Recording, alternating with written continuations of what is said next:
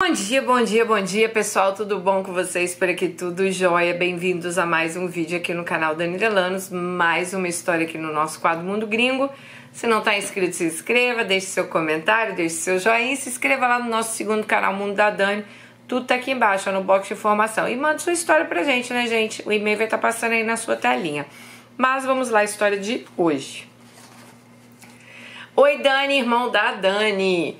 Como as centenas de mulheres que já passaram por aqui, eu adoro ouvir as histórias enquanto eu cozinho, lavo uma pia, dobro roupas, enfim. Sempre conto minhas tarefas em tempos de vídeo. Tipo, se vou separar a roupa para lavar, procura um vídeo mais curtinho. Se vou fazer um almoço mais elaborado, procura aquele de 1 hora. Então, minha filha, hoje a sua história vai ser elaborada, porque pelo tamanho que eu vi aqui, vai ser esse vídeo aí de 1 hora, hein? Antes de contar minha história, que como a de muitas outras Alices é sobre um relacionamento abusivo, eu gostaria que soubesse algumas coisas sobre mim. Estou na casa dos 20 anos, não vou precisar a idade, moro no norte do Brasil, numa cidade de interior e sou cega. Ela é deficiente visual. Vou fazer um resumo, não prometo ser breve. Minha mãe é a filha mais velha de uma alcoólatra e de uma fumante compulsiva. De um alcoólatra, né? Sério, minha avó fuma 2 ou 3 maços de cigarro por dia. A infância dela foi muito complicada. Minha avó sempre foi muito, por falta de palavras, melhor, miserável. Nunca faltou arroz e feijão em pequenas quantidades, até onde eu sei. Mas quando tinha salsicha já era uma festa. Eles nunca compravam alguma coisa que as crianças quisessem comer, porque achavam que se desse uma vez iam deixá-las mal acostumadas. E até hoje, se ganha algo diferente de alguém, deixa apodrecer na geladeira, mas não comem porque é desperdício. Eles trabalhavam muito, mas todo o dinheiro que tinham era para beber, fumar e apostar em jogo para ficar rico. Tem uma história que meu avô ganhou uma vez, mas gastou todo o dinheiro comprando mais loteria e ficou sem nada. Quando eles bebiam e faziam as coisas lá deles, né? Acho que até uma orgia rolava. Minha mãe assistia tudo junto com as irmãs. Era complicado, porque bebida e drogas abrem porta para energias ruins e eles incorporavam essas coisas. Pelo que ela conta, era realmente uma coisa horrível. Quando a primeira irmã dela nasceu, ela tinha a doença do macaco, então não sei bem, mas dizem que a minha bisavó fez uma promessa a Nossa Senhora Aparecida e ela sobreviveu, mas ficou com sequelas mentais. Essa irmã da minha mãe, ela tem a língua presa e muita dificuldade de aprendizado. Ela não sabe lidar com dinheiro, mas consegue ter uma vida relativamente normal. Ela precisa de suporte para muitas outras coisas. Não dá para mandá-la ao mercado sozinha, por exemplo. Se um arroz estiver R$40 e outro 15, ela pega o primeiro que vê pela frente, ela não compara valores, essas coisas, sabe? Acho que grande parte da deficiência dela poderia ter sido amenizada se meus avós buscassem tratamento. Mas, enfim, eles tinham uma regra. O leite era para a filha mais nova. Então, quando essa irmã, vou chamá-la de Sabrina, nasceu, minha mãe ficou sem leite. Ela não toma até hoje e nem gosta. Mas você sabe, amiga, que eu também não gosto de leite? Bom, 10 anos, nasceu a terceira filha, Marcela. Minha mãe conta que a avó fugiu da maternidade, porque não a deixavam fumar e ela estava entrando em abstinência. Foi por volta dessa idade que minha mãe também começou a trabalhar. Ela queria comprar algo além de arroz e feijão e usar roupas que servissem, uma vez que todas eram doadas. Então ela foi trabalhar na casa de uma senhora, vou chamá-la de Dona Maria. Ela era um amor. Dona Maria gostava muito da minha mãe e lembro dela com carinho, de quando eu era pequena. A casa dela sempre cheirava bolo. Enfim, minha mãe conta uma história boa. Com seu primeiro pagamento, há 30 anos atrás, ela comprou uma garrafinha de Coca-Cola e um pacote de bolacha recheado, que ela nunca tinha pego um fechado. Ela só comia quando alguém dava um pacote para ela. Ela pegou a melhor tigela, a melhor jarrinha de plástico, colocou o refrigerante na jarra. Ai, vou chorar. as bolachas na tigela e esperou que os pais chegassem do trabalho. Eles, sem um pingo de carinho, brigaram muito com ela e a obrigaram a comer as bolachas murchas e beber o refrigerante quente sem gás. Ela nem reclamou, estava muito feliz com a conquista dela. E assim minha mãe cresceu, vendo os pais se agredindo, tendo que cuidar das irmãs, protegê-las. Quando as coisas ficavam feias, ela protegia as irmãs, né? Mas passavam muito sufoco. Uma vez minha avó foi presa porque deu uma facada no meu avô. E por aí vão as histórias. Um ponto importante é que uma vez por mês, minha bisavó, com a aposentadoria dela, dava uma bandeja de Danone. E era uma alegria para elas. Eu me emocionei, sabe por quê? Às vezes a gente não dá valor a tanta coisa, né? E imaginar uma criança que não deve ser só ela, como tem várias crianças por aí que queriam um pacote de bolacha, sabe? Uma garrafinha de refrigerante. E às vezes a gente tem tanto e a gente não consegue dar valor, né, às coisas que a gente tem. Bom, aqui são especulações da minha parte, Dani, misturado com o que eu reuni de informações, o que ela vai contar. Minha mãe conheceu meu pai quando tinha 15 ou 16 anos. Ele é 5 anos mais velho. Eles namoraram por um tempo. Eu não sei se ele pediu para o meu avô algo assim. No final dos 16 anos, ela engravidou. O que ela me contou foi que meu avô a enxotou de casa e ela foi obrigada a se casar com meu pai. E aqui surge a terceira irmã da minha mãe. Minha avó descobriu que estava grávida um mês depois da filha. Meu avô não queria mais filhos, então pegou as coisas dele e sumiu. Voltou somente 5 anos depois. Hoje, essa filha, que é minha tia, é a que mais ajuda ele. Agora vamos ao que sei sobre a história do meu pai. Ele não nasceu aqui, mas numa cidade próxima. Teve 3 irmãos. Era um pai ultra abusivo. Ele teve um pai ultra abusivo que machucava muitas crianças, mas principalmente a mãe. Também era alcoólatra, e embora ele já tenha morrido, meu pai ainda nutre uma raiva absurda por ele. Ele deve ter visto muitas coisas terríveis. Parece que esse cara perseguia minha avó. Ela veio para cá fugida com os filhos, moraram numa casa de papelão, comiam lixo, pediam sopão. Acho que foi no sopão que ele conheceu minha mãe, inclusive. Eles tinham uma vida realmente precária. Meu pai conta que o primeiro sapato que não era rasgado que ele teve foi quando ele roubou o tênis de um moço que nadava no rio. E mesmo assim o infeliz do meu avô ia atrás da minha avó para tentar sugar o mínimo que a coitada tinha. Eu nem consigo imaginar a situação deplorável que eles viviam. Hoje meu pai é uma pessoa difícil de se conviver. Ele é muito irritado, muito arisco, ele não demonstra sentimentos, mas dá pra ver que ele tem muita coisa guardada dentro dele. Eu sei que depois de um tempo, de alguma forma, eles foram se erguendo. As crianças cresceram e foram se espalhando, formando famílias. E minha avó ganhou um terreno da prefeitura. Aí ela conseguiu erguer algumas paredes e fazer uma casa. O terreno é muito bom. Uns 3 anos depois de ter ganho esse terreno, ela morreu. Meu pai ainda era menor de idade. Uns dizem que foi de câncer, outros dizem que foi de gastrite. Alguns falam que foi úlcera, vesícula. O que eu sei é que foi algo na barriga. A guarda do meu pai e dos outros irmãos mais novos foi então para um tio. Eu não sei o que aconteceu depois dessa época, mas o terreno foi dividido entre esse tio, meu pai e uma outra tia. E os outros irmãos parece que fizeram um acordo e não pegaram esse terreno. Então ela não sabe explicar direito para que ficou o terreno lá que a avó deixou. Quando minha mãe foi morar com ele, essa parte que ele recebeu era só um cômodo com um banheiro no fundo, onde hoje é uma cozinha. Eu não sei se eles eram felizes lá. Eu sei que depois que minha irmã nasceu, eles foram juntando dinheiro, trabalharam, né, e ampliaram a casa. Hoje é uma casa grande, bonita, e meu pai construiu praticamente tudo sozinho. Então minha irmã nasceu e 3 anos depois eu nasci. Uma bebezinha fortinha, de olhos brilhantes, mas cegos. Eles só tiveram confirmação que eu era cega quando eu tinha 6 meses, e foi um choque. Mas, como tudo na vida, eles também lidaram com isso. Eu nunca fui tratada diferente da minha irmã, a não ser por coisas óbvias. Meus pais não tinham como me ensinar cores, por exemplo, mas do meu jeito eu aprendi. Eu sei quais cores combinam entre si e quais combinam com cada tipo de tecido. Além disso, ainda sobre cores, no geral, eu sempre soube a cor das coisas.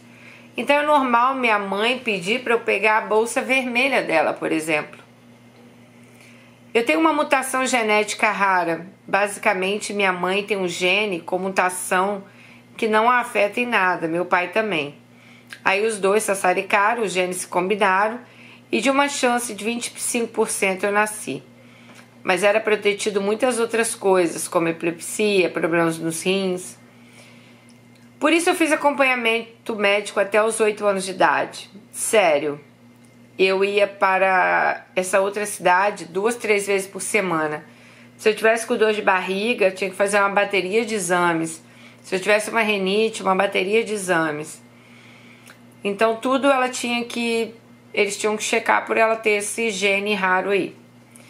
Eu adorava ir para lá. Tinha o moço do Salgadão, o Dr. José, que eu queria muito rever. A enfermeira que me dava pirulitos e fazia luva de bexiga. O moço da brinquedoteca, o motorista da van que a gente pegava 4 horas da manhã para ser atendido 2 da tarde. O Danone de garrafinha que minha mãe comprava no Mercadão em frente. Aí comprava em frente ao hospital. O moço que vendia água dentro do ônibus, enfim. Eu só não gostava de tirar sangue, mas o resto eu me divertia. Tinha coleção de palitinhos de garganta que o Dr. José me dava porque tinha um cheirinho bom. Coitada da minha mãe, ela viveu pra mim nessa época. Mas graças a Deus foi tudo se ajeitando. Eu recebia um benefício do governo, o BPC, então as contas fechavam no final do mês. No fim, graças a Deus, descobriram que eu era somente cega mesmo. Não tenho nenhuma deficiência motora, renal, cognitiva, não tenho epilepsia, nada do que se esperava pela mutação. Só algumas coisinhas aleatórias que não afetam muito, como meus dentes, que são muito precoces. Com 9 anos eu já tinha todos os dentes permanentes, com 18 todos os sisos bem inflamados. Isso nem era um problema. Bom, mas voltando, além de ir para esses médicos, eu ia para a creche como outras crianças.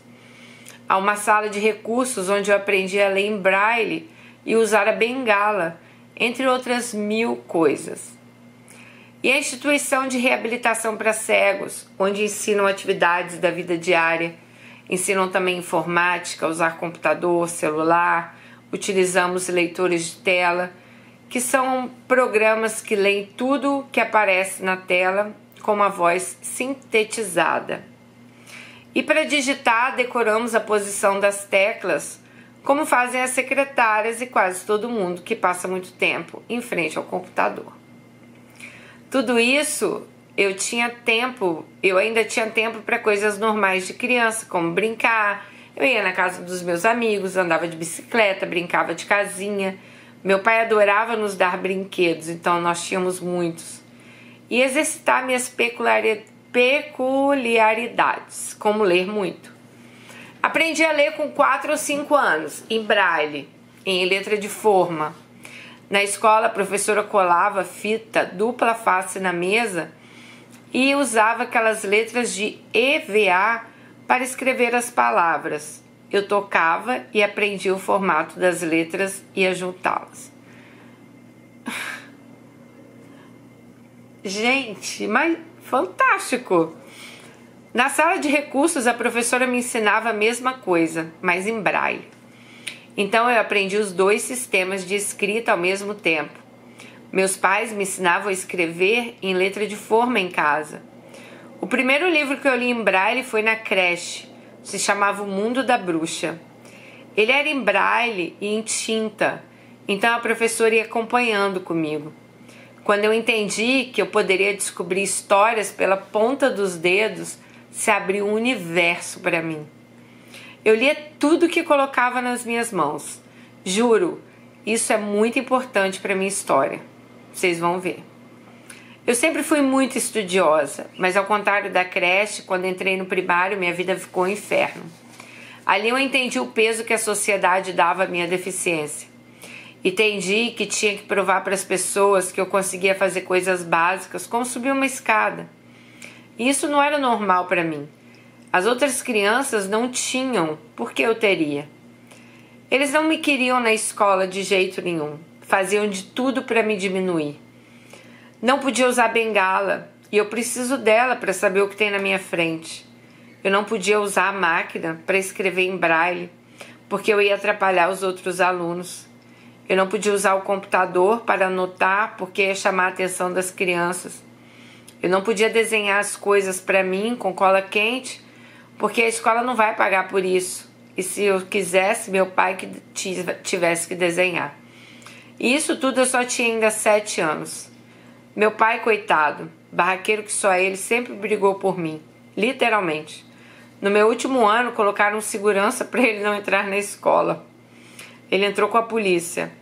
Eu não sei por que não me tiraram de lá. Talvez tenham sido instruídos a lutar pelos meus direitos. Mas melhor para mim, né? Mas como eu gosto muito de estudar, eu detonava com a escola. Eu fingia ser invisível, só ouvia e quando ia fazer a prova, colocavam alguém para ler para mim e eu só tirava 10. Meu pai comprou um computador para casa, era internet de escada. Eu guardava os tópicos importantes da aula e estudava. Eles entenderam que não tinha como me ignorar no 4º ano. Pediram a apostila Braille depois do meu pai ir para a capital para reclamar da escola. Mas foi a do ano errado. Eu vi e fiquei quieta. Eu fiz a apostila do ano todo em 6 meses. Entreguei e perguntei se poderia pular o último ano. Eu tinha 10 anos ainda e riram da minha cara. Tiveram a audácia de me dizer: não tem como você ter terminado. Essa apostila veio errada, ela é do 5º ano e você está no 4º. Pedi para conferirem. 2 dias depois a diretora me pediu desculpas e disse que era impressionante. Passou a me tratar como uma aluna normal, como deveria ter sido desde o início. Isso porque no fim do 5º ano tem uma prova para avaliar a escola. Se eu concluir a apostila do 5º ano toda no 4º, eu não teria dificuldades com a prova quando chegasse lá. E imagina, uma aluna cega gabaritando a prova elevaria o status deles. Fui uma belezinha. No dia da prova, pela primeira vez, fiz de modo digno, como os outros alunos, na mesma sala, lendo a minha prova em braille porque eles se dignaram a pedir, e dando minhas respostas sozinhas. Zerei a prova. Ela estava fácil, mas eu errei todas as questões de propósito, para manchar a imagem da escola. Foi uma vingança mesquinha que eu fiz. A diretora chamou eu e meus pais, dizendo que aquilo iria me fazer repetir de ano e invalidar meu histórico. Eu, que nunca tinha aberto a boca para dizer um A, falei que se me reprovasse eu ia processar a escola por tanta coisa que ela seria até presa. Ela sabia que eu poderia fazer isso, tinha muita coisa contra ela. Então ela apenas assinou meu histórico, que era impecável, e ficou por isso mesmo. Eu queria muito ter visto a cara dela, uma criança de 11 anos ameaçando a diretora.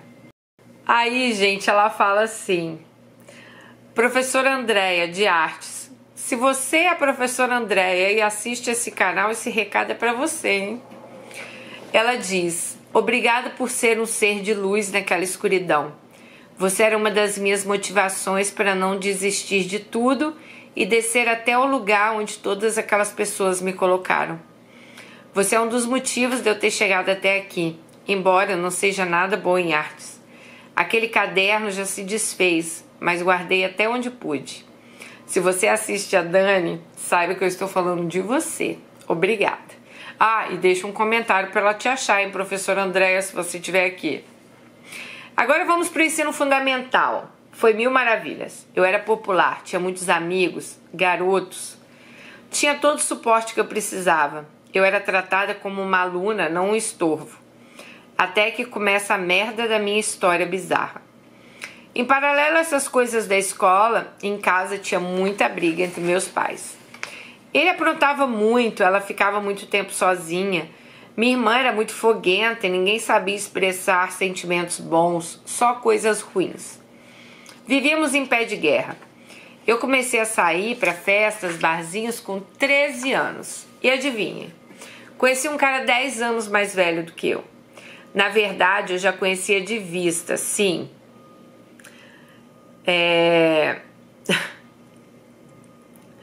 Ela falou o seguinte: conhecia de vista, termos como ver, assistir, de vista, olhar, podem ser usados. Não, mas não estou falando no sentido literal da coisa, ela quer dizer para vocês. Ele era um amigo dos meus amigos e ele também era cego. É cego. Esse cara eu vou chamá-lo de Traste. Um homem lindo. Alto, 1,90 m, musculoso, cabelo enroladinho, maçã do rosto alta, lábios perfeitos. Muito musculoso, cheiroso, tinha uma voz gostosa. Alguns detalhes eu notei de cara, outros só depois. A maioria das pessoas com deficiência visual não ficam tocando o rosto das pessoas como em alguns filmes por aí fazem parecer. Além disso, ele parecia bem esperto. Então fomos nos tornando amigos. E um dia eu pensei, nossa, esse homem é muito gostoso, quero pegar. Eu nunca tinha beijado uma boca. Eu gostava de enrolar os garotos, gostava da atenção, do flerte, eu não queria nada. Mas com ele eu quis. Então saímos, eu, ele e outros amigos, e fomos comer um lanche. Na volta fui com ele de guia. Sim, um cego pode guiar o outro, ela disse. E quando ele surgiu, tasquei um beijo bem gostoso, nele. Foi muito bom. Depois continuamos andando, fomos à casa de uma amiga que também é cega. Eu liguei para o meu pai me buscar e toda vez que tínhamos uma brecha, dávamos um beijo. Então ficamos 3 meses assim. Éramos amigos. Quando dava, a gente ficava. Mas não conversávamos sobre relacionamento. Seguíamos a amizade como se nada tivesse acontecido. Foi um acordo implícito entre um cara de 23 e uma garota de 13. Bom, isso é muito absurdo, né? Eu era muito nova. Aí começaram as bandeiras vermelhas acenando na minha cabeça. Como cega de respeito que eu sou, achei por bem ignorá-las. Ele sempre me desmerecia na frente de outras pessoas. Ele falava mal do meu cabelo. Ele me chamava de preta. Não é ofensivo, eu não sou preta, mas do modo como ele falava, parecia ser a pior coisa do mundo. Ele só me criticava, só dizia coisas ruins. Um dia resolvemos conversar sobre o que estava rolando entre nós e decidimos que estávamos ficando, sem compromisso, mas sem ninguém saber por conta da diferença de idade. Até aí tudo bem, era só uma pegação casual. As coisas não me incomodavam muito, mas um dia eu cortei o cabelo e ele ficou bravo. Um dia eu usei batom e ele ficou bravo. Um dia eu usei um vestido e ele ficou bravo.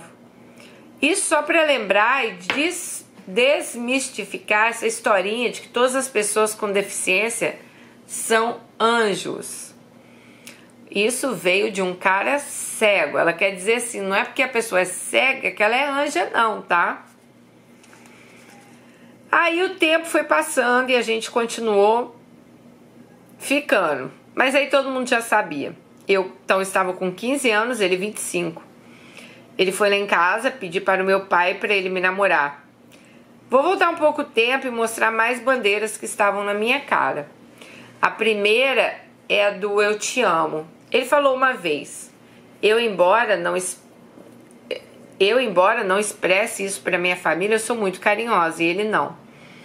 Ele dizia que temos que demonstrar com atitudes, palavras são inúteis, e isso me incomodava. A segunda foi a mãe dele. Nossa, coitada da mãe dele. Uma senhora simples, do sítio, amorosa. Ele tratava ela como um lixo. Gritava, xingava, brigava. Voltando ao dia que ele pediu para namorar comigo, meu pai disse que sim. Só falou para tomar cuidado e tal. E eu já esperava por isso. Eles sempre nos deixaram muito livres. Aí que começou o meu inferno. Que eu só fui entender que era inferno depois que eu subi de volta. Ele era muito grosso, mas pensa numa pessoa grossa.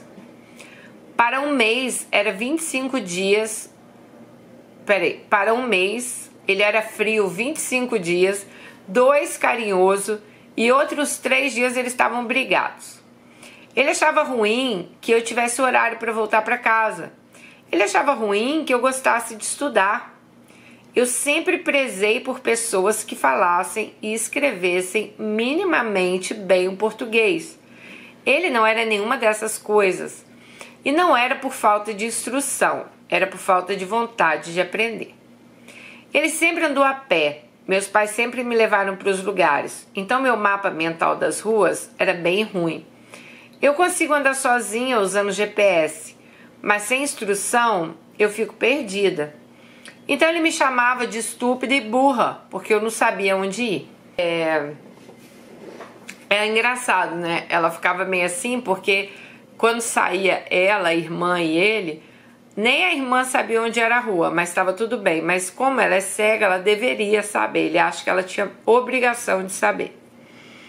Ele tinha uma mania nojenta de me interromper se o assunto não interessava a ele. E ele começava a falar algo nada a ver com o que eu estava falando. Tipo, eu sempre gostei de ler, como eu disse acima, e ele odiava. Ele dizia que ler era perda de tempo. Então, se eu estivesse lendo algo interessante e quisesse comentar, eu começava. Nossa, ontem eu li que o cérebro tem mais de pá. E ele vinha com... amanhã eu vou cortar o cabelo no Rodrigo, você vai comigo? Se eu reclamasse, ele dizia que ele não era obrigado a ficar ouvindo aquele tipo de assunto que eu tinha a dizer. Mas, gente, pensa num cara gostoso. Esse era o problema. Eu estou tentando pensar em alguma coisa boa que nós vivemos, mas é para procurar uma agulha num palheiro, tá? Sempre que saíamos, ele pagava. Íamos a lugares legais, ele me dava presentes, enfim... Eu fui criando uma dependência emocional absurda por ele. Não faz o menor sentido. Hoje eu olho para trás e penso, minha filha, você foi a trouxa. Uma das únicas partes boas dessa relação foi o sexo. Eu era muito fogosa e determinada, mas ao mesmo tempo eu tinha medo. Perdi a virgindade com ele aos 15 anos. E o traste foi um príncipe. Não fez nada que eu não quisesse, foi muito cuidadoso. Se bem que nesses 2 anos de pegação, antes da perda da virgindade, já tinha rolado tudo, menos penetração. Então eu já mais ou menos sabia o que esperar. Ah, aqui vou fazer outro adendo. Mães de pessoas com deficiência, por favor, falem de sexo com seus filhos. Os de crianças sem deficiência também. Mas é que eu vejo um bloqueio grande em relação a pessoas que têm deficiência. Os pais acham, por exemplo, que uma pessoa cega não transa. Que um filho, porque ele é mudo ou surdo, não transa. Ela tá querendo falar isso. Minha mãe, coitada, nunca tiveram essa conversa com ela. E ela nunca teve conosco. Mas sempre nos deixou à vontade para descobrir. Ela já me deu um livro quando eu menstruei que explicava tudo sobre o corpo. Não é muito, né? Mas já é alguma coisa. Mesmo assim, a primeira vez que eu vi um negócio subindo, eu estava no colo dele. Achei mesmo que ele estava doente. Até parei e perguntei, foi até divertido. De qualquer modo, se você tem um filho com deficiência, entenda, ele vai fazer sexo. Ele é uma pessoa como outra qualquer. Então, fale com ele sobre sexo. Mas enfim, o namoro seguia aos trancos e barrancos. Eu queria aliança, o traste dizia que não havia necessidade. Ele ia na academia e... ele não valia nada, né? Ele falava o seguinte, para que aliança? A gente tem que mostrar as atitudes, não é por causa de um anel, mas ela achava que ela queria uma aliança de compromisso com ele. Bom, Dani, eu sempre me diminuí para caber no mundo dele. Isso é um perigo, né, gente? Eu concordava que ler não deveria ser prioridade, concordava que batom só atrapalhava e era inútil, que cebola era ruim, que ovo não prestava. Tudo que ele dizia eu dava um jeito de enfiar na minha cabeça como verdade absoluta. Além disso, o traste começou a me fazer de secretária. Ele trabalhava com publicidade, pois embora escrevesse muito mal, ele tinha uma boa voz e apresentava bem. Então quem tinha que escrever os roteiros, chamadas e vinhetas, tudo eu. Sem receber nada por isso. E olha que ele chegou ao ponto de me delegar uma lista de tarefas. Como ele acordava antes, ele deixava uma pasta que tínhamos compartilhado na nuvem com as tarefas do dia que eu deveria fazer. Então, eu fazia enquanto estava na escola. Quando eu fiz 16 anos, ele conseguiu um emprego em outra cidade, perto da capital. Eram 3 horas da nossa. Aí começamos a brigar muito, porque ele queria que eu ficasse falando com ele 24 horas por dia no Skype. Quando eu digo 24 horas por dia, meninas, é 24 horas por dia mesmo. Eu tinha que chegar da escola e ficar pendurada no computador. Se ele tinha que sair, tinha que deixar a chamada no mudo. Quando voltava, eu tinha que estar ali. O que eu fazia? Ficava, né? Porque já perceberam, né? Eu não fazia nada pela metade. E não seria diferente com o meu papel de trouxa. Ai, vocês me matam, gente. Se eu for fazer, tem que ser bem feito. Então eu fiz o papel de trouxa bem feito ali. Aí ele queria que eu fosse sozinha pra essa cidade. Eu nunca fui. Se me queria lá o mínimo, eu viria me buscar, né? Além do que, ele dividiu um apartamento minúsculo com um cara. Esse cara era um cara gay. E cada semana tinha um homem diferente lá. Ai, gente, eu tenho medo. Eu não ia ficar num lugar que toda hora entrava um homem diferente. Eu não queria... ele não queria que eu tivesse amigos. Ele implicava quando minha mãe estava conversando comigo. Porque ele falava, nossa, você fica o dia inteiro conversando com a sua mãe.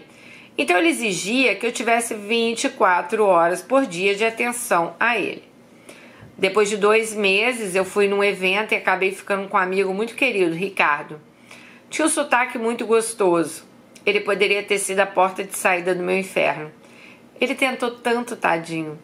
Eu sinto um carinho enorme por ele até hoje. Acho que Ricardo foi a primeira pessoa que eu amei de verdade. Amei, porque pelo traste eu tive dependência emocional. Enfim, eu fiquei com ele por um mês inteiro, até que o infeliz do traste veio atrás de mim, fazendo o que sempre fazia. Ele me humilhava, me fazia me sentir mal. Aí eu pedia desculpas e por algum motivo eu queria consertar aquilo e eu voltava para ele.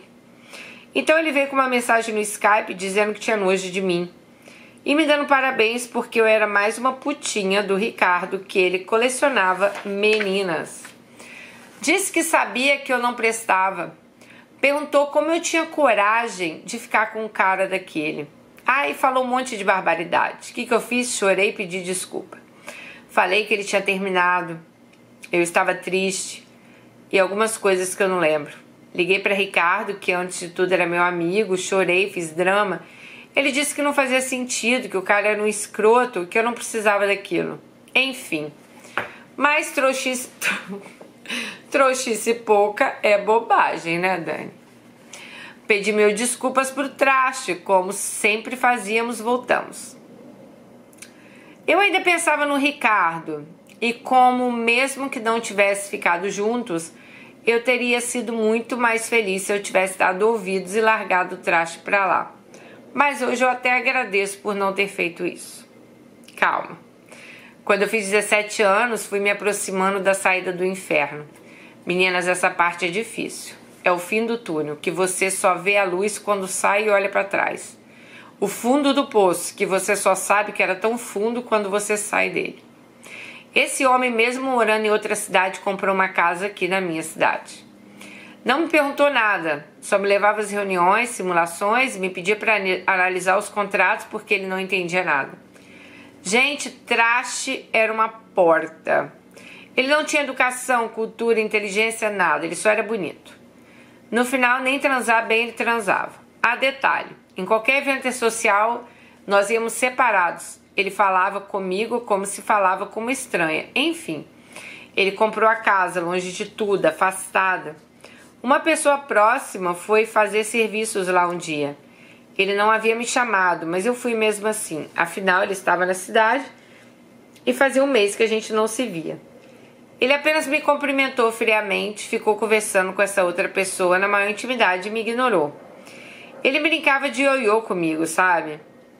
Ele me afastava só para ver até onde eu ia e depois me puxava de volta com uma declaraçãozinha fajuta. Ele ficava com promessas e algo assim.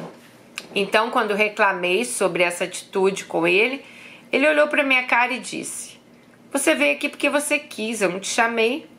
Eu ia almoçar com você amanhã, não hoje." Observação, ele era super controlador. Inclusive na hora do sexo. Se eu estivesse dando muito prazer a ele, ele parava e tomava o controle da situação novamente. Tudo tinha que ser do jeito dele.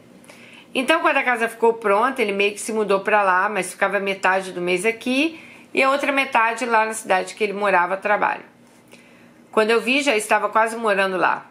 Juro que não sei como isso aconteceu, porque eu não estava nem nos meus planos. Na hora de limpar, arrumar, cozinhar, eu morava com ele. Na hora de dar pitaco na decoração, ele mandava eu dar pitaco na casa da minha mãe. Ah, outro detalhe, ele era maníaco por limpeza. A cama ficava cheia de cobre-leitos. E se caísse um pouco de água no chão, a pia era pequena. Quando eu estivesse lavando louça, eu tinha que passar o pano na cozinha inteira. Umas coisas realmente fora da casinha. Um dia eu estava arrumando a geladeira e coloquei uma fruta na mesa. Ele brigou tanto comigo porque a toalha ficou úmida. Vocês acreditam? A toalha era de plástico. Os pais dele sempre entravam na casa. Eles tinham a chave e iam lá entrando. Quantas vezes eu estava dormindo pelada e tive que me vestir rápido, pois eles estavam na sala. Era horrível. E se eu falasse algo, eu estava errada. Quando chegou a pandemia, aí que eu não tive paz. Tinha dias que eu acordava cedo, tirava o lixo, limpava o banheiro, assava alguma coisa, lavava a louça, tirava o pó. Ele levantava e se o café não estivesse pronto, eu nem tomo café, tá? Ele gritava que eu não fazia nada. De secretária, então, eu virei empregada doméstica e de ajudante eu virei executadora das funções dele nessa área de publicidade. Como era home office, eu fazia e ele entregava. Aí, um belo dezembro, acho que 2019, ele voltou dessa cidade e eu fui para casa dele e vi que esse traste estava estranho. Disse que tinha algo para me falar. Eu, como boa mulher que sou, já sabia o que era. Choroso, ele contou que estava tendo um caso com uma mulher casada há 3 meses. Que ela era um romance proibido, que eles se davam muito bem. Ela cantou uma música para ele e ele estava gostando muito dela. Mas ela não quis ficar sério com ele. Ah, gente, só Rivotril na veia. Comecei a chorar muito. E a mesma pessoa que estava mais uma vez me matando por dentro era a única que eu queria para me confortar. O que eu fiz? Dei um abraço forte, fiquei chorando abraçado uns 10 minutos e queria morrer. Tudo que ele tinha para fazer comigo, ele já tinha feito. Só faltava agora ele me bater. Eu não conseguia sair. Ele não me oferecia nada de útil, nada de bom, mas eu continuava. Eu fiquei um tempo sem reação. Depois briguei, perguntei o que exatamente tinha acontecido entre eles, qual a natureza desse romance, como ela era. Eu queria todos os detalhes, para eu ficar remoendo ali aquilo tudo. Esse seria meu combustível. Aí ele foi me contando, eu nem lembro direito, mas eles se pegavam escondidos, saíam juntos, o marido não desconfiava e fazia a putaria deles. Então, Traste começou a me culpar indiretamente. Veja bem, meninas, eu fazia 2 cursos e faculdade nessa época. Mas o bonito dizia que o homem não tem em casa, ele procura na rua. E que ele queria alguém para estar com ele todos os momentos. Que as mulheres dos amigos dele tinham largado tudo para casar e que eu deveria fazer o mesmo, pois ele ganhava o suficiente para nós dois. Ele estava carente e ela estava ali se jogando nele, que se eu tivesse com ele tudo seria diferente. Ali ele plantou uma semente de raiva que floresce em mim até agora. Mas eu ainda paguei para ver. Sim, gente, eu continuei com ele. Falei que não perdoava, mas ia tentar. Ele chorou, falou que se eu largasse dele, ele se mataria, que se eu não ficasse com ele também não ficaria com ninguém. Ameaçou até contratar alguém para me bater. E se eu largasse dele, não de uma vez, ele fazia tudo muito aos pouquinhos. Então fomos levando. Aí veio a pandemia e essas situações que eu contei acima. Fora isso, Traste tinha um problema. Ele não sabia ouvir. Ele era muito maior que eu, então algumas brincadeiras, tipo cosquinha, machucavam. Eu pedia para ele parar, primeiro em tom de brincadeira, depois mais sério. E quando ele via que eu estava brava, ele ficava na defensiva. Era o padrão dele. Ele fazia eu me sentir a pessoa mais chata do mundo. Em 2018 eu tive um problema que me fez engordar muito. Então comentários sobre o meu peso, minha barriga, tipo gordas, são nojentas, como eu deveria emagrecer, era constante dele. Assim como aquela velha história de que se não for eu, quem vai te querer, né? Ele falava pra ela. Toda vez ele vinha pra cidade, eu contava os dias pra ele ir embora, pra eu ficar livre, mas eu não conseguia terminar, eu tinha pena, sei lá. Mas era cada barbaridade, gente, vocês não têm noção. Um dia ele ficou bravo comigo por alguma coisa, era de noite. Eu tinha acabado de chegar na casa dele, íamos dormir juntos. Dormir apenas, sexo entre nós já era ruim. Depois dessa história de traição ficou ainda pior. Teve uma vez que eu terminei de fazer sexo com ele e fiquei chorando, porque eu só pensava nele fazendo aquilo com outra. Enfim, ele ficou bravo. Estava um frio de 4 graus, ele pegou toda a coberta. Eu, em vez de levantar e ir embora, peguei uma blusa minha fininha e me cobri. Nossa, hoje eu olho para trás e me sinto tão humilhada, tão ridiculamente humilhada. Vocês não fazem ideia. Tenho até vergonha.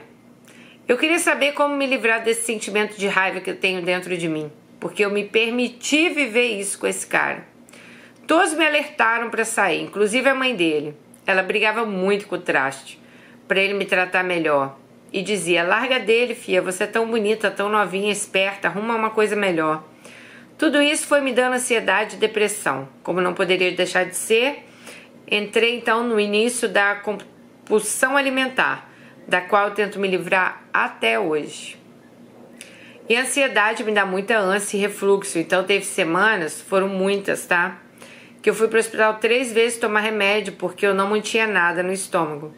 Mas o remédio que me davam era que estimulava a produção de prolactina, hormônio do leite. Entre idas e vindas eu parava e voltava a tomar a pílula. Isso desestabilizava ainda mais meu humor. Então pensem no caos que era minha cabeça. Um dia eu estava na casa de traste, acordei, minha blusinha estava molhada e com cheiro de leite. Fiquei desesperada. Quando apertava o seio saía aguinha grossa. Aí pensei, meu Deus, engravidei desse monstro, me ferrei. Fiquei em pânico. Eu não pensava na minha idade, nem na minha família, nem como eu ia criar uma criança. Pensava só que eu ia ter que viver com aquele homem. Chorei, tremi, surtei e ele só dizia para eu me acalmar, que ia dar tudo certo, que a gente ia criar uma criança e tudo que ele falava eu ficava com mais pânico ainda. Eu contava os dias para ele ir embora. Imagina se eu ia querer ter um filho daquele homem. Fui na farmácia, comprei um teste. Mas quem disse que eles são acessíveis? Não, meninas, não são. Você tem que pedir ajuda de alguém. Ela era cega, né? Vocês estão lembrando. E pra quem eu ia pedir? Pra minha mãe, que não era, né? Nem pra nenhuma amiga. Era constrangedor. Então, preferi pedir pra uma estranha. Tem um aplicativo que chama Be My Eyes. Seja meus olhos. Não conhecia, olha. Ele conecta voluntários que enxergam a pessoas cegas ou com baixa visão que precisam de ajuda. Olha que maravilha, gente! O nome do aplicativo é Be My Eyes. Não, eu vou até procurar aqui agora. Olha que legal, gente! Vão todo mundo baixar aí agora. Se chama Be My Eyes. Tem 592 pessoas, né, cegas e mais de 6 milhões de voluntários. Olha que legal. Olha, gente, já baixei o meu, hein? Vou me inscrever. Aí você pode colocar, eu preciso de assistência ou eu vou ser voluntário. Alice, que legal. Mas vamos continuar. Então, ele conecta voluntários que enxergam a pessoas cegas ou de baixa visão que precisam de ajuda. Então fiz uma chamada de vídeo e graças a Deus foi uma moça que me atendeu. Ela era muito gentil e me ajudou. O teste deu negativo, mas eu fiz o traste me pagar um exame de sangue para ter certeza. 2 dias depois ele voltou para outra cidade e agora está acabando essa terrível parte da minha história de violência psicológica. Um dia o bonito precisava colocar crédito no celular, então ele ligou para aqueles atendimentos eletrônicos que perguntam o valor da recarga e pedem os dados do cartão.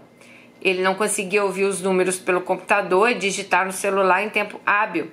Então ele se estressou e pediu para eu ir digitando os números para ele. Lembrando que quando ele estava lá, ficamos em chamada de Skype. Quando eu estava falando os benditos números, minha mãe entrou no quarto perguntando alguma coisa, acho que se eu ia jantar. Ele não ouviu o que eu disse, digitou errado e me mandou tomar no call. Minha mãe disse, nossa, esse cara perdeu o respeito por você. Eu desliguei e mandei ele tomar vergonha na cara. Disse que eu não era empregada dele e que se alguém tinha que tomar era ele. E disse que eu queria terminar. Ele teve a audácia de responder, terminar o quê? A gente já acabou faz tempo. Ah, gente, então eu chorei, mas não voltei atrás. Não bloqueei nem nada, mas não fui mais atrás. Um mês depois consegui um emprego no escritório bem conceituado na minha cidade. Fiquei tão feliz que, sem pensar muito, mandei uma mensagem. A resposta dele foi, estágio paga pouco. Você não vem ficar comigo porque arrumou um estágio? Ele disse. Ai, gente, eu fiquei com muita raiva. No dia do aniversário dele, claro, eu não mandei nada. Ele achou ruim. Falou que esperava uma surpresa, que eu não me esforçava para manter o relacionamento. Mas agora esse joguinho de culpa não funcionava mais, só me fazia até mais raiva dele. Como aquela história do cavalo da fazenda que caiu no poço e vendo que seria muito caro para tirá-lo, o fazendeiro mandou que o enterrassem. Mas a cada pá de terra o cavalo se sacode e joga para baixo. E isso usava para impulsionar a terra até o buraco estiver cheio e o cavalo estivesse livre novamente.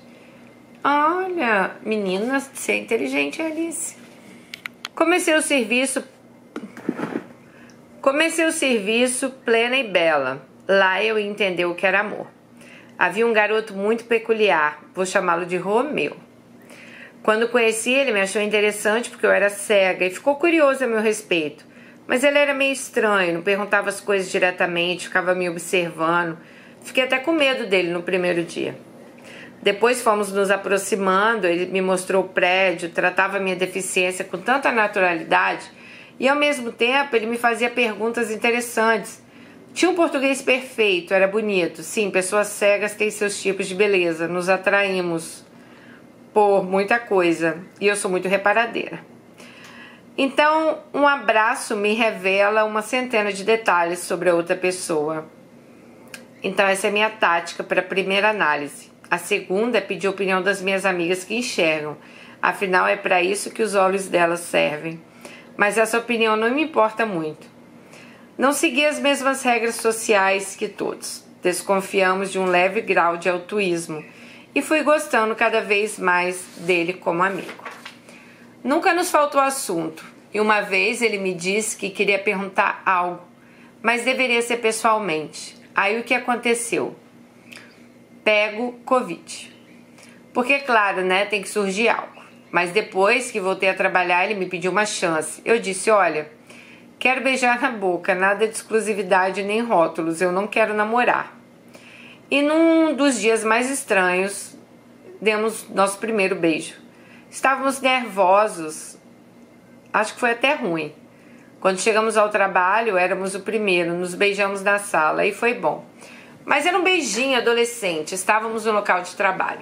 Depois disso, foi só ladeira acima. Nós não nos desgrudamos mais. O traste vivia vindo atrás de mim por uns bons 6 meses depois de eu contar sobre o estágio.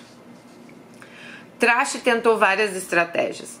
Falou que ia se matar, que não conseguia viver sem mim, pediu para eu ir na casa dele porque ele estava magro, sofrendo, disse que me amava, que não sabia viver sem mim, sem meu protocolo.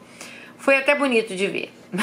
Mas depois de tudo que ele me fez, e aquele vai tomar no cu, foi a gota d'água. Eu tomei ranço da cara dele. O meu único arrependimento foi não ter soltado todo o verbo sobre tudo que ele me fez de mal antes de ter terminado. Mas eu e Romeu tínhamos uma química forte, uma sintonia boa de completar as frases um do outro. Mas eu era traumatizada com relacionamentos, né? Então ele sofreu na minha mão. Nossa primeira vez, acho que ele estava esperando um monstrinho. Eu disse como era feia, muito gorda, cheia de estrias, e para cada argumento que eu falava, ele rebatia. Eu dizia: eu não quero que você me veja nua, você é muito... Não, eu não quero que você me veja nua. E ele falava: você é muito gostosa. E eu dizia: eu tenho estrias, elas são nojentas. E ele falava: não tem nada errado com você nem com as suas estrias. Se algo é errado é a forma que você está se tratando. Ah, gente, ele era virgem. Pensem numa pessoa assustada, fui eu quando eu descobri. A nossa primeira vez não fluiu tão bem quanto gostaríamos, mas foi natural. Hoje eu brinco que eu fui uma ótima professora, porque nunca tinha sido nem metade do prazer que ele me dá. Nunca tinha tido, né? Somos muito bons de cama. 6 meses depois do nosso primeiro beijo, enfrentamos a primeira dificuldade. Eu ia sair daquela empresa e entrar numa multinacional. Então não nos veríamos mais com tanta frequência. Mesmo assim, demos nosso jeito. Quando tínhamos dentistas, exames ou consultas médicas, o outro tentava acompanhar na sala de espera, nem que fosse para passar 10 minutos juntos. Ele ia às 7 da manhã lá em casa, ficávamos até 7h30 sentados num banquinho, em frente até o horário dele ir trabalhar. Motel uma vez por mês. Romeu sempre me colocou para cima, ele nunca me desmereceu, e eu faço o mesmo, porque ele merece tudo que há de melhor. Sempre temos algo para elogiar no outro. Resolvemos tudo na base do diálogo. O sexo é sempre incrível, até mesmo o famoso papai com mamãe. Eu só fui admitir que estávamos namorando 4 meses depois do primeiro beijo, quando eu pedi ele em namoro, mas nem consideramos essa data porque nosso relacionamento começou muito antes. O primeiro te amo foi 6 meses depois do primeiro beijo, mas a primeira vez que pensei nisso foi quando tirei o dente ciso e ele foi à casa da minha mãe com um pote de sorvete, que era o meu preferido. Aquilo foi tão importante para mim, ele ter lembrado que eu ia tirar um dente e ele lá me, dar um sorvete para ela. Sabe, alguém que cuida da gente? Uma coisa eu concordo com o Traste, o amor não é só palavras, ele realmente está nas atitudes do dia a dia. O medo muito grande que eu tinha era de conhecer a família dele, porque embora eu me dê muito bem com a minha deficiência, eu tinha medo deles não me aceitarem, mas minha sogra me adora.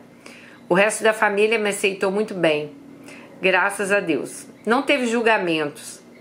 Ele tem orgulho de dizer que namora uma cega, é até engraçado. Não como se fosse uma bondade nem nada, mas é uma coisa diferente, sabe? Ah, sobre isso de relacionamento entre pessoas com e sem deficiência, é muito legal ver a reação das pessoas.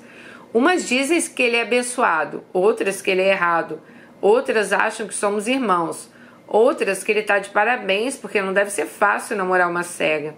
Mas pra gente é normal. De verdade, dá pra contar nos dedos as vezes que ele precisou me ajudar em algo. A maioria das vezes são coisas como mudar a temperatura do chuveiro, afinal eu sou pequena e ele alcança com facilidade. Romeu não presume nada sobre a minha deficiência. As coisas em casa estavam muito complicadas, muito barulho, confusão, eu estava numa condição financeira melhor, então eu resolvi alugar um cantinho para mim. Até porque eu trabalho home office, uso computador durante toda a minha jornada de trabalho. E como já mencionei, preciso de um leitor de telas. Então ouvir o leitor, ouvir reunião, ouvir barulho em casa já estava me enlouquecendo. Me mudei para uma casa a 5 minutos da casa da minha mãe, até para eles ficarem mais tranquilos. Agora é quase 1 ano depois que me mudei, então decidimos que Romeu vai morar comigo. Acho que temos pouco tempo de relacionamento, mas é uma coisa leve, gostosa. No comecinho desse mês surgiu uma oportunidade que não posso recusar. Vou comprar meu apartamento. Alice, joga energia positiva, por favor. As contas vão ficar apertadas. Vamos ter que nos virar, mas vamos ter nosso cantinho. Aliás, meu cantinho, pois o apartamento é no meu nome. Eu não acho que ele vai fazer nenhuma maldade, mas a gente não é casado, né? Claro, amiga, você tem que pensar, você está comprando no seu nome, não, isso não, fora de questão. Nós temos nossas tradições de casal, somos o casal mais gay que se pode imaginar. Ele me deu o meu melhor presente, uma aliança que serve para os dois.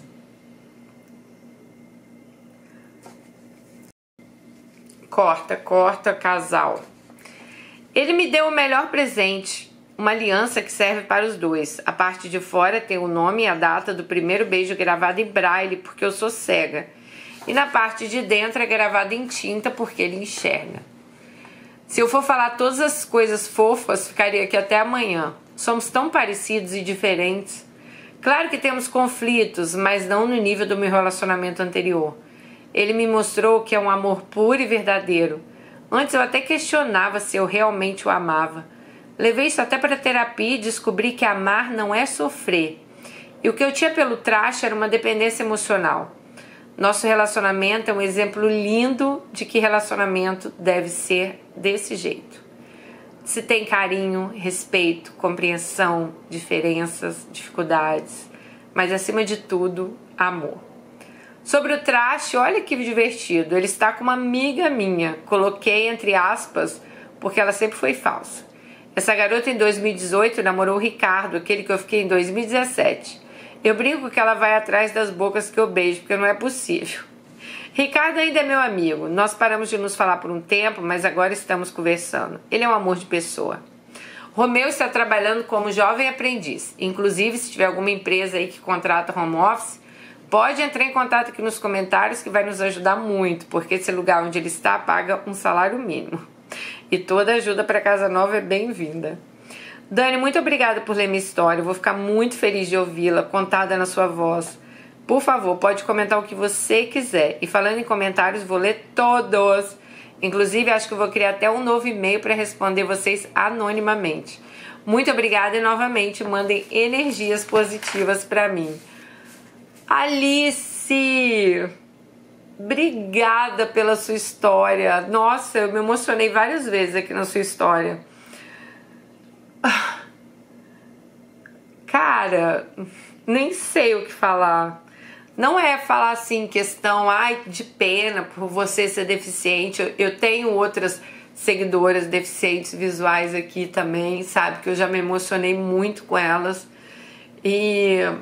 Mas é a maneira que você vê o mundo, sabe? A maneira leve que você leva as coisas. Às vezes a gente tem um problema, né? E a gente põe tanta coisa em cima daquele problema. E pensar que a gente sabe que uma deficiência, né, a gente, por mais que a gente hoje trate, né, que a gente queira tratar de uma forma mais leve, a gente sabe que tem as suas limitações e a gente sabe o quanto que você deve ter sido mais forte do que outras pessoas. Igual você falou, na escola, todo esse processo que as pessoas passam, sabe? E assim, gente, ela escreve incrivelmente bem, perfeito. Eu amei quando você falou dos livros, sabe? Porque eu também lia muito, eu também sou uma pessoa que... Eu li todos os livros, gente, do Sidney Sheldon, eu li todos os livros da Zíbia Gasparetto. Agora com internet, com muito trabalho, que eu tenho parado, assim, de ler. Mas eu amo ler. Ler me leva para um universo, assim, tão fantástico, sabe? E eu tenho certeza que para você também. E você aprender a ler em braille, aprender as letras lá que você falou em EVA, que as professoras colocavam. Gente, a pessoa realmente, ela quer aprender, ela quer fazer aquilo, né? Então, me emocionou muito, sabe? E é o que você falou. Não pense em vocês porque uma pessoa é cega ou porque uma pessoa tem deficiência, que aquela pessoa é um anjo. E você me fez pensar isso, porque muitas vezes a gente coloca essas pessoas nesse lugar, né? Não, nossa, mas tadinho, olha lá, ele é cego, ele é isso, ele é aquilo. E eu lembrei até um ditado que a minha tia Neila falava. Eu sei que não tem muito a ver com isso, mas era assim: não confie em um homem só por ele ter cabelo branco, pois os canalhas também envelhecem. Porque a gente também tem a mania, mas aquele senhorzinho ali, olha, tão inofensivo, né? Mas tem que pensar que as pessoas ruins também envelhecem, né? Então, assim, não é porque a pessoa tem uma deficiência que ela é um santo. Ai, Alice, não sei nem o que te falar. Primeiro, amei você passar esse aplicativo. Já vou me inscrever lá. Achei fantástico, não conhecia mesmo. Muito feliz de você ter encontrado o Romeu na sua vida. Eu assisti uma série agora que se chama Todas as Flores, na Globoplay. E a artista principal da série, que é a Sofia Charlotte, né? Ela é cega. E ela também tem um relacionamento com uma pessoa não cega, né? E aquela série, eu não sei se você já viu, mas achei fantástico. Mas você falou uma coisa certa. Sempre mostra passando a mão no rosto, né, das pessoas, como se as pessoas cegas vissem ali o cara com a mão, que você falou que não é bem assim. Mas eu achei a série fantástica, até pela inclusão, né, de mostrar... ela é uma perfumista, então eu já ouvi falar, não sei se é certo, mas eu já li sobre isso, que as pessoas, quando ela tem algum tipo de deficiência, alguns sentidos delas ficam muito fortes. Então tem muitos pessoas com deficiência visual que são perfumistas, né? Que elas colocam o sentido assim do olfato é muito forte. Eu não sei se isso é real ou se é algo que eu só li, mas aí você pode até me contar também. Realmente você teve uma relação abusiva lá com o Trash, né? Uma dependência emocional forte por ele. E que bom que você conseguiu se livrar disso, que você conseguiu deixar isso para trás, né? Porque realmente ninguém merece uma mulher, um homem, né? Só desprezando, falando que você tá feia, que você tá gorda, que você tá isso. E é o que você mesmo fala ali no final. Uma coisa, o Trash tem razão, né? Não adianta ficar demonstrando com palavras, tem que demonstrar ali fazendo as coisas. E eu achei muito legal, assim, de hoje você estar com essa pessoa, de você estar feliz, né? Gente, eu acho incrível, sabe? A família dele não fazer nenhum tipo de problema por achar que você é uma deficiente visual. Eu não sei, ainda existem, eu acho que ainda existe muitas coisas, muitas barreiras a serem quebradas, assim, sobre isso, sabe? Eu imagino que não deva ser fácil, né? Mas eu fico muito feliz, assim, de você ter escrito, ter compartilhado a sua história com a gente, que é uma história fantástica. Eu tenho certeza que vai emocionar muitas meninas, né? De você ter chegado onde você está chegando, você está comprando seu apartamento. Você nunca deixou que as dificuldades te parassem. E às vezes até eu, muitas vezes, né? Deixei que as coisas me parassem, vendo dificuldade nas coisas, em tudo. E saber que tem pessoas que às vezes passam dificuldades muito maiores que as nossas, que tem que, né, quebrar barreiras muito maiores que as nossas, e estão ali assim, sem desistir, né? Que não desistem, igual você. Por tudo que você passou na escola, você não desistiu, você foi em frente, seu pai foi lá, brigou por você, lutou por você. Nossa, é muito, muito bonito assim ver isso, sabe? E... já fiquei emocionada. Obrigada mesmo por ter compartilhado sua história com a gente. Eu acho que você ensinou muito aqui pra gente hoje. Tenho certeza que muitas pessoas que estão vendo sua história agora se emocionaram assim como eu, né? Que você seja aí essa pessoa que traz luz, que irradia a vida das outras pessoas, mesmo que de longe, mesmo você não estando aqui, mesmo com suas palavras, você com certeza tem uma energia maravilhosa, uma luz maravilhosa, e a gente só pode te desejar que você seja muito feliz. Quando eu fiz os meus vídeos, quando eu fazia vlogs em Londres, eu tinha mania de falar muitos detalhes, mas era uma coisa minha, não era algo que eu fiz pensando nisso, sabe? Eu não sei, eu fazia os vlogs, eu falava, nossa, olha esse castelo, os muros marrons, nossa, parece que teve bala de canhão aqui, nossa, em cima tem uns anjos, tá? Tipo assim, eu ia detalhando as coisas, mas é porque eu ficava tão encantada com tudo que eu via, e eu fazendo isso, começaram vários várias pessoas que tinham deficiência visual a me seguir. Porque uma das meninas, né, viu e passou para as amigas dela, e era muito legal, assim. Infelizmente hoje eu não faço tantos vlogs, né, como antigamente, mas era muito legal. Eu lembro que a primeira mensagem que eu recebi, eu cheguei a fazer live com algumas meninas deficiente visual, né, e eu lembro que uma delas, uma vez ela falou assim pra mim: Dani, obrigada por ser meus olhos no mundo. Aí eu falei: como assim? Aí ela falou assim: você detalha tanto as coisas quando você viaja, quando você mostra, que eu consigo imaginar o que você tá vendo, eu consigo sentir o que você tá vendo. E aquilo me deixou muito emocionada na época, porque não era algo assim que eu fiz ali para aquilo, mas eu fiquei muito feliz dela falar que ela conseguia ver o mundo com os meus olhos. Foi assim mesmo que ela falou. Ela falou assim: eu tô conseguindo ver o mundo com os seus olhos, nas suas viagens, o que você está vendo, né? Porque pra mim é muito fácil, eu tô ali, eu tô enxergando tudo, falar: ah, essa rua aqui, né? Ah, eu vou entrar aqui.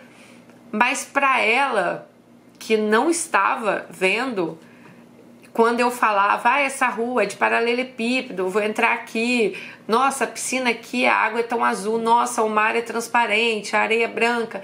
Então ela falava que ela ficava assim, vidrada nos vídeos, sabe? Que ela ficava muito emocionada quando ela via os vídeos. Ela até se casou, essa menina, né? Essa que me mandou essa mensagem, eu tenho ela no Facebook. E ela também passou um relacionamento bem difícil antes dela se casar, eu lembro, mas eu fiquei muito emocionada, eu lembro, quando ela me mandou essa mensagem. Ah, obrigada, Alice, obrigada mesmo por ter mandado sua cartinha, sabe? Obrigada mesmo por ter dividido sua história com a gente. Nossa, eu acho que você fez o nosso dia hoje muito mais feliz, tenho certeza disso. Toda paz na sua vida, todo amor, toda luz, que você consiga comprar o seu apartamento. E aí, gente, se alguém tiver também um trabalho remoto aí, ó, passe aí pro nosso Romeu, né, namorado de Alice. Muito obrigada mesmo. Obrigada de coração. Que Deus te abençoe. Um beijo e até o próximo vídeo. Tchau.